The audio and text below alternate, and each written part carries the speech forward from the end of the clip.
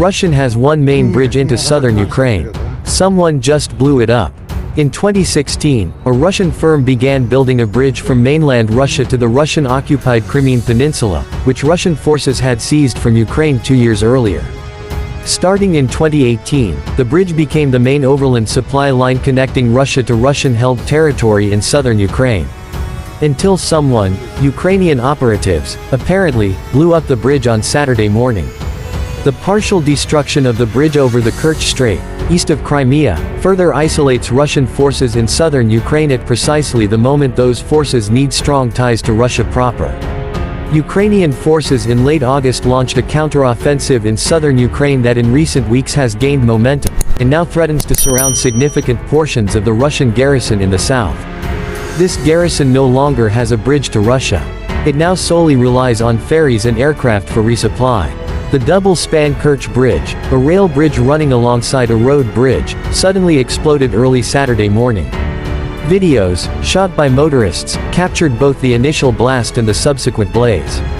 Sick burn, the Ukrainian government quipped in a statement. It's not obvious just how the apparent Ukrainian operatives blew up the bridge.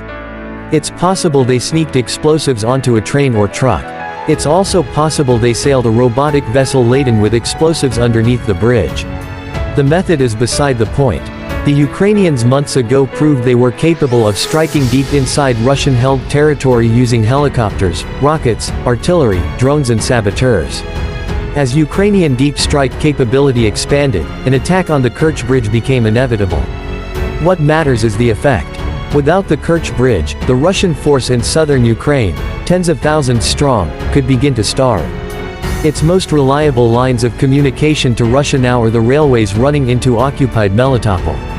But Melitopol is on the left side of the wide Dnipro River, and Ukrainian forces have blown up almost every bridge across the river. All that is to say, there no longer is an easy way for the Russians quickly to move significant supplies or fresh troops into southern Ukraine. Cutting off Russian logistics could have profound consequences for Ukraine's effort, 8 months into Russia's wider war on Ukraine, to liberate Russian-held territory and push back Russian forces all the way to pre-2014 borders. Most immediately, the destruction of the Kerch Bridge could weaken the Russian garrison in and around occupied Kherson. Ukrainian brigades already were marching toward Kherson. Now they should be able to march faster, against increasingly fragile Russian formations.